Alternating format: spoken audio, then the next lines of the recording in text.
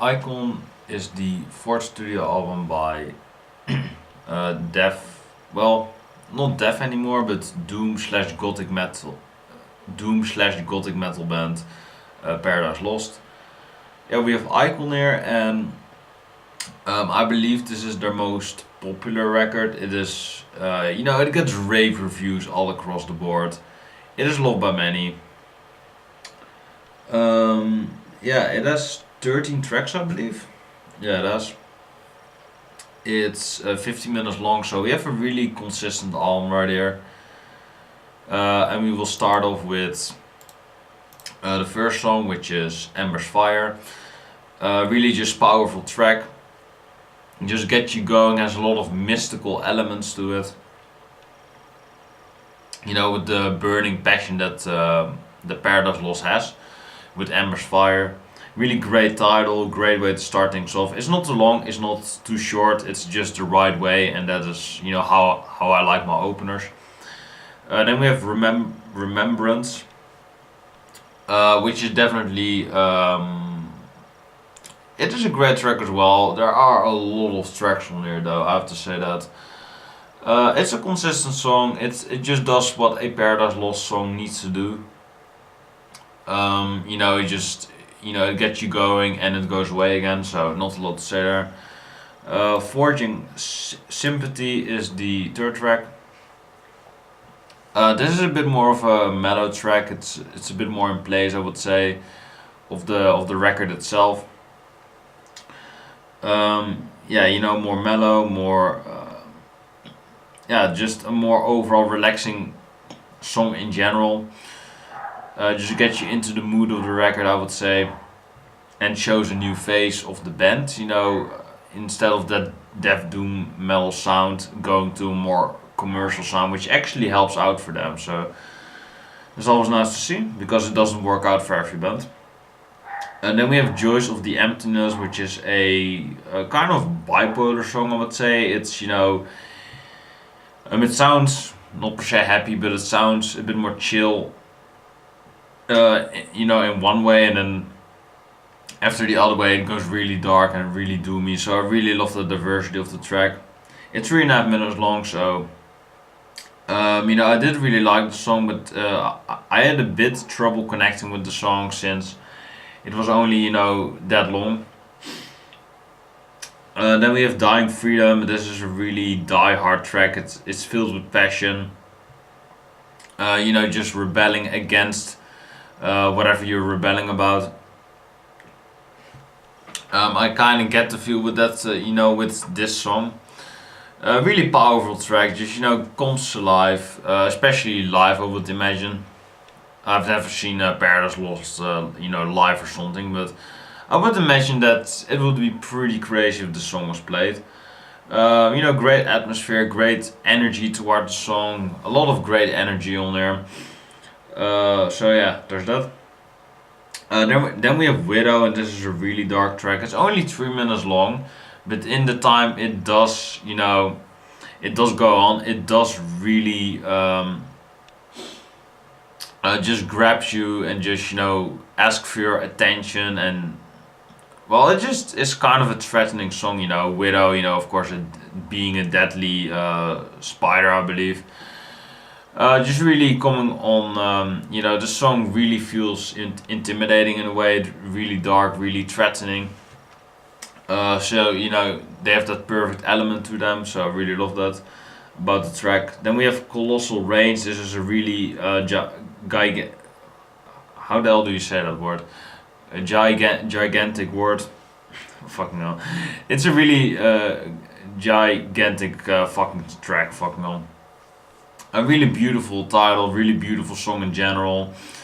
Really diverse as well. It's the centerpiece of the record. Just really comes together. Just kind of shows, the acoustic, side of Paradise Lost with a bit of a more heavier sound to them, but they lost the death sound to them. The death doom metal sound that just completely did a 180 on themselves, which I can appreciate in bands, but it doesn't work out, like I said. With all of them.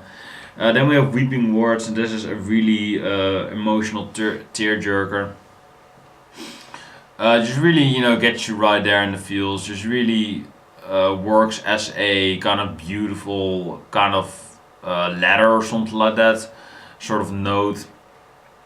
It really works for that, if you are in a reading mood, well, not per se reading, but if you are in a kind of poetic mood, then this song kind of is, your thing. It's really a beautiful song, really, is relaxing to listen to.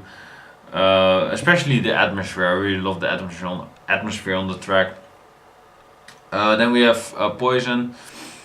Really sinister track as well. It's only 3 minutes long, but it is just as Widow. It doesn't take a genius to know that those things are threatening and deadly and stuff like that. So this track just comes at you, just kind of threatens you in a way, and then goes again. So this is kind of a Widow part 2. Still appreciate it though, so you cannot complain about that. Then we have True Belief, and I believe towards the ending of the album, Paradise Lost is blaming, or they are critiquing religion, which is kind of controversial, but I would never do that. I would not fuck with that. But they did that, and I do think that the song is consistent. It's 4.5 minutes long, so that is a consistent length. And the song overall is really, really catchy. Not as controversial, I would say, as some people may think, but still a a good attempt, I would say. Then we have Shallow Seasons, and this is a really dark and really brooding track. Really sinister as well, just really having, I believe, an acoustic guitar over a, metal riff, stuff like that. Just really, the best of both worlds in a way. Great track, I would say. Great atmosphere again, 5 minutes long almost. So the perfect length. So you cannot really say something wrong about this, because it's kind of perfect. It really is. Then we have Christendom, which is, I believe, a Dutch word. I'm not sure, but is Paradise Lost a Dutch band? Can I see that, maybe? Maybe not. Yeah, just look at their recording or something like that. Recorded at the Academy. That's a bit strange, but Yorkshire. What? Yorkshire? I've heard of it, but Long Home Studios, Northants. I'm not sure. Jacob Studios, Townhouse Studios, maybe their own names or something like that. It sounds really strange, but Christendom. Speaking of strange tracks, this is a really strange one. It's kind of controversial, because of the title, and the song itself feels really creepy, really sinister. The song overall is pretty consistent, and it also tackles some really controversial beliefs, something like that.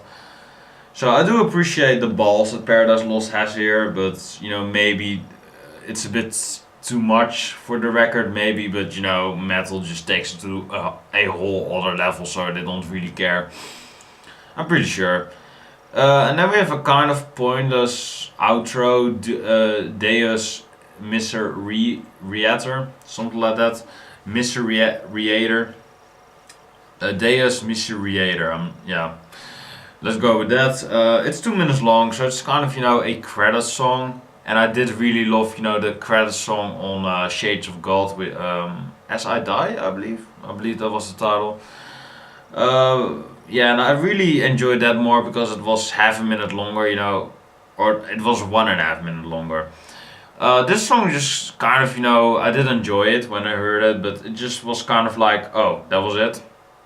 So I was just kind of disappointed with the ending of the album. But overall, this is a really consistent album, seen as Paradise Lost's greatest album. I think personally that I enjoyed Shades of God a bit more, but maybe with re-listens I will enjoy that album more, because Icon is more acclaimed, so I will probably like it, with a few more listens.